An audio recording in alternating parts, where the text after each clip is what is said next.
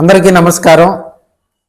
సూళ్లూరుపేట నియోజకవర్గంలో కూడా 2 సార్లు ఎమ్మెల్యేగా గెలిచి తర్వాత నాకెందుకులే నేను గెలుస్తానులే, అవతల ప్రత్యర్థి కూడా అంత అనుభవం లేనటువంటి ఒక మహిళ గెలుస్తానులే అనే ధీమాతోటి కూడా విర్రవీగినటువంటి కిలివేటి సంజయ్కు 2024లో ప్రజలైతే బుద్ధి చెప్పారు. కేవలం ఇంటికే పరిమితం చేశారు. నియోజకవర్గంలో పత్తా లేకుండా పోయాడు.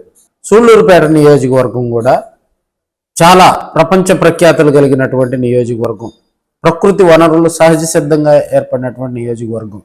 సతీష్ ధావన కేంద్రం కానీ, పులికాట్ సరస్సు కానీ, పారిశ్రామిక వాడ కానీ, అక్కడ ప్రకృతి సోయగాలకు కూడా అద్దం పట్టేటువంటి నియోజకవర్గం సూళ్లూరుపేట.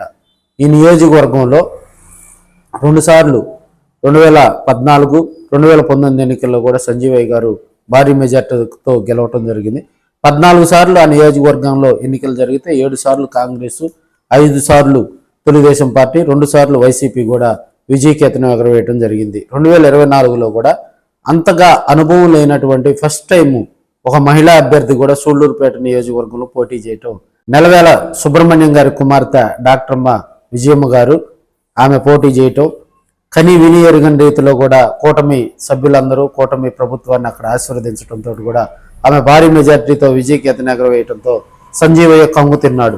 2019లో వైసీపీ అధికారంలోకి వచ్చిన తర్వాత సెకండ్ గ్రేడ్ నాయకులను పట్టించుకోవాలా. ప్రధానంగా అక్కడ కొన్ని డ్రగ్స్, అదేవిధంగా పారిశ్రామిక వాడలకు సంబంధించి కొన్ని మామూలు వసూళ్ళు, మరికొన్ని రియల్ ఎస్టేట్ దందాలు, ఈ వ్యవహారంలో కూడా ఆయన మీద దాదాపుగా భారీ విమర్శలు రావటం జరిగింది. సంజీవయ్య వద్దు, జగనే ముద్దు అని కూడా ధర్నాలు చేసినటువంటి సందర్భాలు గతంలో ఆ నియోజకవర్గంలో చూడటం జరిగింది. సో సంజీవయ్యకి కూడా అక్కడ ఉన్నటువంటి నియోజకవర్గంలో ఉన్నటువంటి ప్రజలందరూ కూడా ఆయన్ను వ్యతిరేకించినటువంటి సందర్భాలు ఆ నియోజకవర్గంలో గట్టిగా వినిపించాయి. ఆయన్ను వ్యతిరేకించి కూడా విజయశ్రీ గారికి కూడా అక్కడ పదవి అధికారం కట్టబెట్టడం జరిగింది. ఇప్పుడున్న పరిస్థితుల్లో కూడా జగన్మోహన్ రెడ్డి సూళ్లూరుపేట మీద కూడా ప్రత్యేక దృష్టి పెట్టినట్టు జరుగుతుంది.